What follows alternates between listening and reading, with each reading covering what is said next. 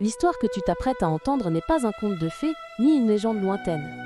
C'est le parcours réel, documenté et extraordinaire d'une jeune fille qui, face à la mort imminente, a fait un choix qui dépasse la compréhension humaine. Un choix si puissant qu'il a brisé les chaînes de la haine, transformé le cœur d'un meurtrier et l'a élevé aux autels de l'Al, Église. Prépare-toi à découvrir la jeune fille qui a prouvé que le pardon est la force la plus révolutionnaire de l'univers et que la pureté de cœur peut vaincre les ténèbres les plus profondes. L'histoire de Sainte Maria Goretti est un phare d'espérance dans un monde souvent obscurci par la violence et le ressentiment. Maria Teresa Goretti est née le 16 octobre 1890 dans la petite ville de Corinaldo, dans la province d'Ancône, en Italie. Elle était la troisième de 7 enfants de Luigi Goretti et Assunta Carlini, une famille d'agriculteurs profondément catholiques. La vie dans l'Italie rurale de la fin du XIXe siècle était marquée par une pauvreté extrême et un travail épuisant. La terre demandait sueur et larmes, et la récompense était souvent juste suffisante pour survivre un jour de plus. La famille Goretti, malgré les difficultés, était unie par un amour profond et une foi inébranlable. Luigi et Assunta enseignaient à leurs enfants, dès leur plus jeune âge, la valeur du travail honnête et l'importance de la prière. La maison des Goretti était un lieu où la foi n'était pas seulement enseignée, mais vécue chaque jour, dans chaque geste et chaque parole. Quand Maria avait à peine 5 ans, la situation financière de la famille devint insoutenable. Ils furent contraints d'abandonner leur petite ferme à Corinaldo et de commencer une vie de métayer, changeant de ville en ville, à la recherche de travail. En 1899, la famille Goretti s'installa à Leferrière, une région marécageuse et insalubre près de Nettuno, dans la région du Latium. Là, ils vécurent dans une grande maison de ferme appelée la Cascina Antica, qu'ils partageaient avec une autre famille de travailleurs agricoles, Giovanni Serenelli, et son fils adolescent, Alessandro.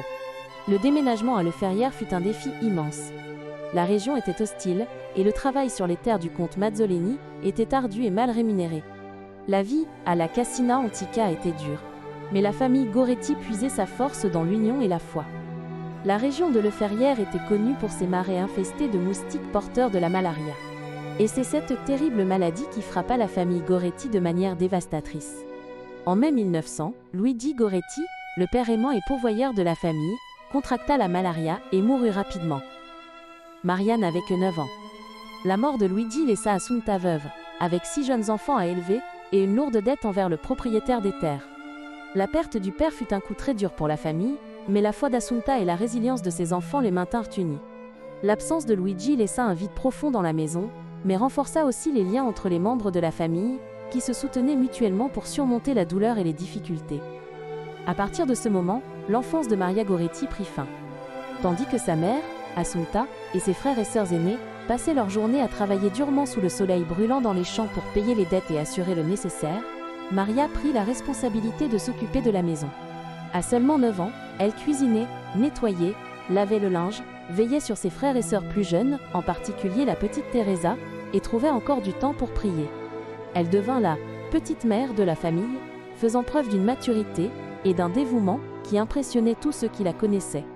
Cette responsabilité précoce n'effaça pas la joie ni l'innocence de Maria, qui trouvait le bonheur dans les petites choses et dans la certitude de l'amour de Dieu. Malgré la pauvreté extrême et le travail pénible, la maison des Goretti était un sanctuaire de foi et d'amour. Maria était une fille d'une piété extraordinaire. Elle ne savait ni lire ni écrire, mais elle connaissait le langage du ciel. Elle priait le chapelet chaque jour, aspirait à recevoir la première communion et encourageait souvent sa mère, qui pleurait fréquemment d'eau, épuisement et de nostalgie pour son mari. « Maman, sois courageuse !» disait la petite Maria. « Dieu ne nous abandonnera pas !» La foi de Maria était simple, mais profonde.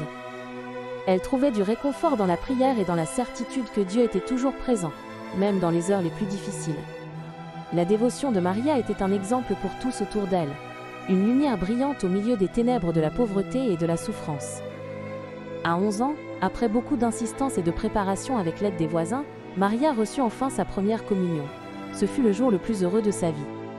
Elle fit le vœu de préférer la mort, plutôt que de commettre un péché mortel, une promesse qui, tragiquement, allait être mise à l'échelle, épreuve très bientôt.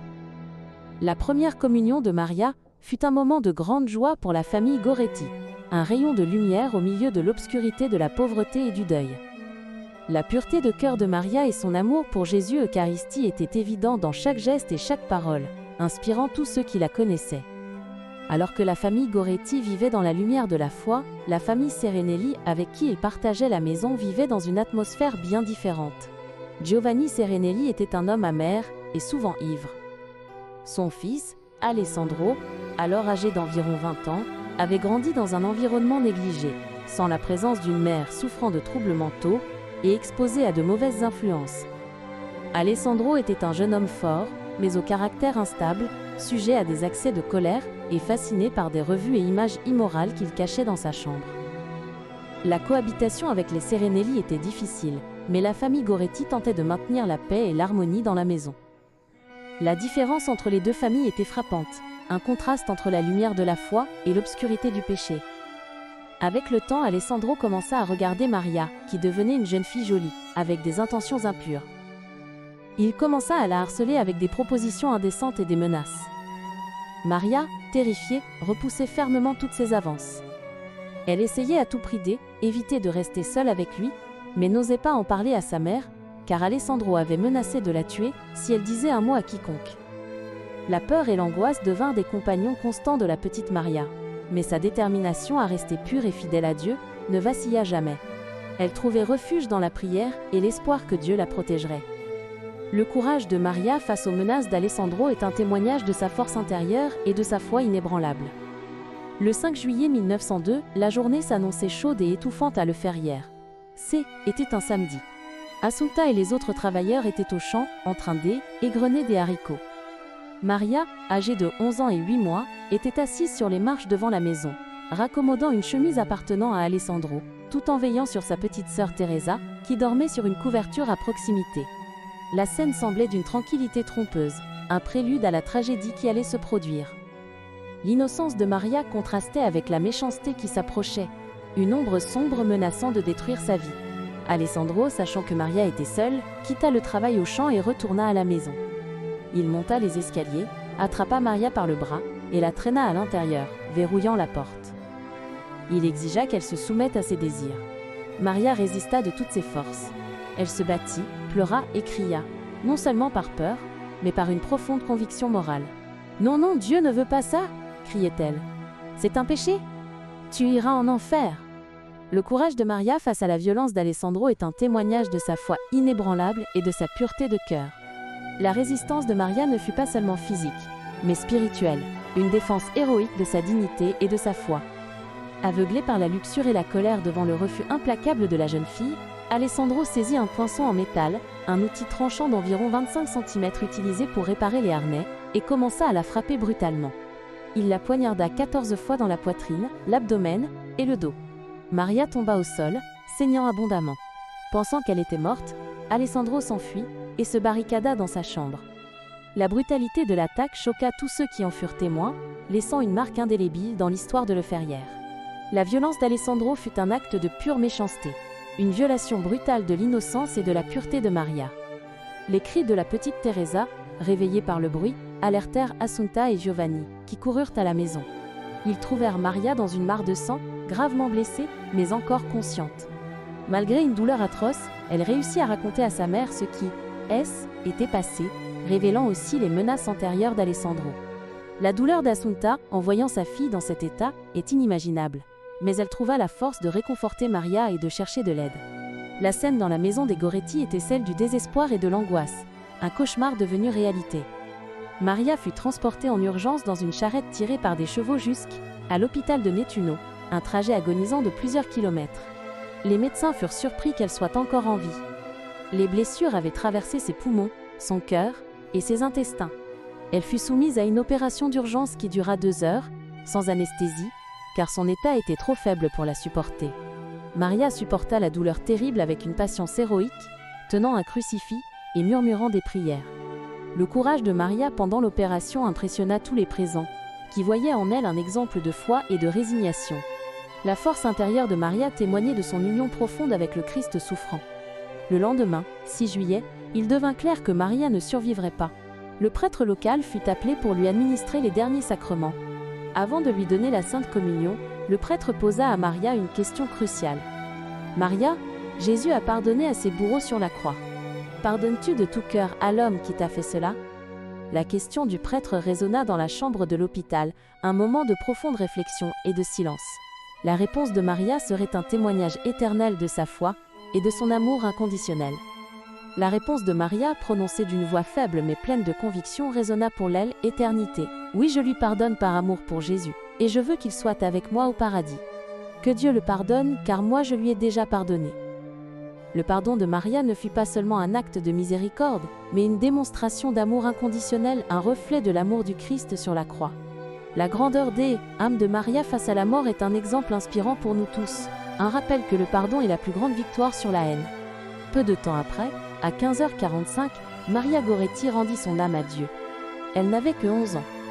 Sa mort provoqua une onde de choc et d'émotion dans toute la région. Une immense foule assista à ses funérailles, reconnaissant immédiatement que cette jeune fille était morte en véritable martyr de la pureté. L'histoire de Maria Goretti se répandit rapidement, inspirant des personnes de tous âges et horizons à chercher la pureté et le pardon dans leur propre vie.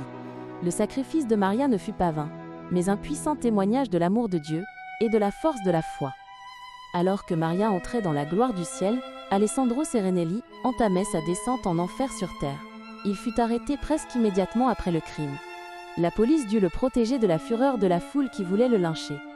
Lors du procès, Alessandro avoua son crime, mais ne montra aucun remords. Il fut condamné à 30 ans de prison avec travaux forcés. Comme il était mineur au moment du crime, il échappa à la prison à vie. La condamnation d'Alessandro fut un soulagement pour la communauté, mais la douleur de la perte de Maria continuait de résonner dans le cœur de tous. La justice humaine avait été rendue, mais la justice divine restait à venir. Les premières années d'Alessandro en prison furent marquées par une attitude sombre, rebelle et impénitente. Il refusait de parler à quiconque, rejetait la religion et vivait consumé par la haine et le désespoir. On aurait dit que les ténèbres avaient complètement gagné son âme. La prison était un lieu de souffrance et d'isolement, reflet de Lila, état de son propre cœur. La vie d'Alessandro en prison était un enfer sur terre, une punition méritée pour son crime brutal. Mais le pardon de Sainte Maria Goretti ne fut pas un simple sentiment passager, ce fut une force spirituelle active. 3 ans après le début de sa peine, Alessandro fit une expérience qui allait changer sa vie à jamais. Une nuit, il fit un rêve vif. Il vit Maria Goretti, vêtue de blanc, marchant dans un beau jardin. Elle s'approcha de lui et lui donna 14 lys blancs, un pour chaque coup de couteau qu'il lui avait porté. En prenant les lys, ils se transformèrent en flammes brillantes dans ses mains. Le rêve d'Alessandro fut un tournant dans sa vie, un moment de révélation profonde et de repentir. La vision de Maria Goretti dans ce rêve fut un signe de la miséricorde de Dieu et du pouvoir du pardon. Alessandro se réveilla profondément bouleversé. Ce rêve brisa la carapace dure de son cœur. La grâce de Dieu, portée par les prières et le pardon de Maria, l'atteignit enfin. Il appela le chapelain de la prison, Monseigneur Giovanni Blandini, et, les larmes d'un véritable repentir aux yeux, fit une confession complète de ses péchés. Dès ce jour, Alessandro Serenelli devint un homme transformé. Il passa le reste de sa peine comme un prisonnier modèle, se consacrant à la prière, au travail et à la pénitence. La transformation d'Alessandro est un témoignage du pouvoir du pardon et de la miséricorde de Dieu. Sa conversion fut un miracle de la grâce, une preuve que personne n'est au-delà de la rédemption.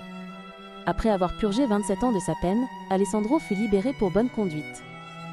Son premier acte en homme libre fut l'un des moments les plus émouvants de l'histoire chrétienne moderne. Il se rendit dans la ville où vivait Assunta Goretti, la mère de Maria. Ci était la veille de Noël 1934. Le voyage d'Alessandro jusqu'à Assunta fut un acte de courage et d'humilité, une étape fondamentale dans sa quête de rédemption. La rencontre entre Alessandro et Assunta fut un moment de profonde émotion et de signification, un témoignage du pouvoir du pardon et de la réconciliation. Alessandro frappa à la porte d'Assunta. Lorsqu'elle ouvrit, il tomba à genoux, en pleurs, et dit « Assunta, peux-tu me pardonner ?» La question d'Alessandro portait le poids d'années de repentir et de souffrance, une demande désespérée de miséricorde. L'humilité d'Alessandro devant Assunta fut un signe de sa véritable conversion et de son désir de réparer le mal qu'il avait causé. Assunta, une femme de foi inébranlable qui avait souffert la douleur inimaginable de perdre sa fille de manière si brutale, regarda l'homme qui avait détruit sa famille. Elle répondit avec une simplicité et une grandeur dit « âme qui reflétait parfaitement le cœur de sa fille, si Maria t'a pardonné, et si Dieu t'a pardonné, comment pourrais-je ne pas te pardonner ?» Le pardon d'Assunta fut un acte d'amour et de compassion, un reflet du pardon de Maria et de la miséricorde de Dieu. La grandeur âme d'Assunta est un exemple inspirant pour nous tous, un rappel que le pardon est la plus grande victoire sur la haine. Le lendemain, jour de Noël, les habitants de la ville furent témoins d'une scène qui semblait impossible. Assunta Goretti et Alessandro Serenelli, agenouillés côte à côte dans l'aile, église, recevant ensemble la Sainte Communion. Le pardon avait triomphé de la haine. La réconciliation avait guéri la blessure la plus profonde. La scène d'Assunta et Alessandro ensemble dans l'aile, église est un puissant témoignage du pouvoir du pardon et de la réconciliation, un exemple de la manière dont l'amour peut vaincre la haine. La communion entre Assunta et Alessandro fut un moment d'union spirituelle profonde, un signe de la victoire de la grâce sur le péché. Alessandro passa le reste de sa vie comme frère laïque dans un monastère des frères capucins, travaillant comme jardinier et portier. Il vécut une vie d'humilité profonde et de pénitence, priant chaque jour pour sa petite sainte, comme il appelait Maria. Il mourut en paix en 1970 à l'âge de 87 ans, laissant un testament écrit dans lequel il exprimait son profond repentir et sa gratitude infinie pour le pardon de Maria et la miséricorde de Dieu. La vie d'Alessandro au monastère fut un témoignage de sa transformation et de sa quête continue de rédemption. L'histoire d'Alessandro est un rappel que la miséricorde de Dieu est infinie et que le pardon peut transformer même les cœurs les plus endurcis. La renommée de sainteté de Maria Goretti se répandit rapidement dans le monde. Des miracles et des grâces commencèrent à être rapportés par des personnes demandant son intercession. Elle, Église catholique, ouvrit le procès de sa vie et de sa mort. La dévotion à Maria Goretti grandit de façon exponentielle, inspirant des personnes de tous âges et horizons à chercher la pureté et le pardon dans leur propre vie. L'histoire de Maria Goretti toucha le cœur de millions de personnes, devenant un symbole d'espérance et de foi, dans un monde souvent marqué par la violence et le péché. Le 27 avril 1947, le pape Pie XII béatifia Maria Goretti. La cérémonie à la basilique Saint-Pierre fut un événement historique. Pour la première fois dans l'histoire de l'aile, Église, la mère d'une bienheureuse était présente à la cérémonie de béatification de sa propre fille. Assunta Goretti, désormais une dame âgée, assista aux larmes aux yeux tandis que l'aile, Église reconnaissait la sainteté de sa petite Maria. La béatification de Maria Goretti fut un moment de grande joie et de célébration pour elle, Église, et pour tous ceux qui avaient été touchés par son histoire. La présence d'Assunta à la cérémonie fut un témoignage du pouvoir de l'amour et de la foi, un rappel que la sainteté est possible en toutes circonstances de la vie.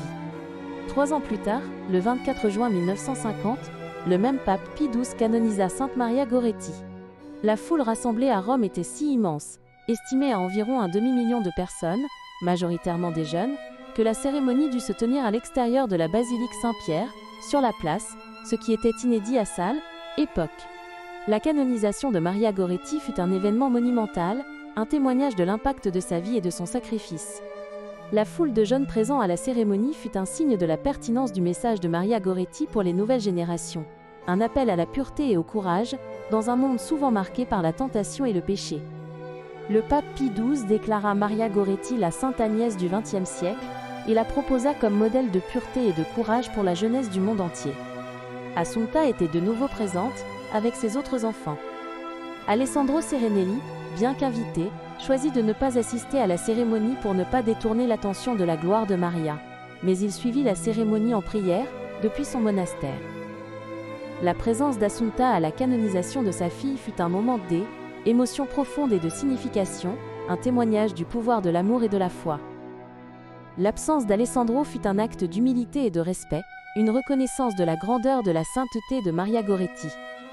L'histoire de Sainte Maria Goretti ne parle pas seulement de la défense héroïque de la pureté, bien que cela soit au cœur de son martyre.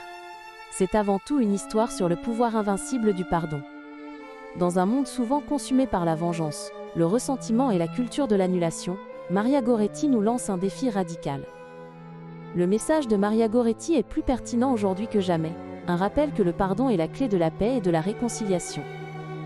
L'histoire de Maria Goretti est une invitation à la réflexion et à la transformation, un appel à vivre selon les enseignements du Christ. Elle nous demande: sommes-nous capables de pardonner ceux qui nous ont blessés? Sommes-nous capables de souhaiter le ciel à ceux qui nous ont causé l'enfer sur terre? Le pardon de Maria n'était pas une faiblesse, était la plus grande démonstration de force spirituelle possible. C'est ce pardon qui sauva l'aile, âme d'Alessandro, et qui continue d'inspirer des millions de personnes à briser les cycles de haine dans leur propre vie. L'histoire de Maria Goretti est une invitation à la réflexion et à la transformation, un appel à vivre selon les enseignements du Christ.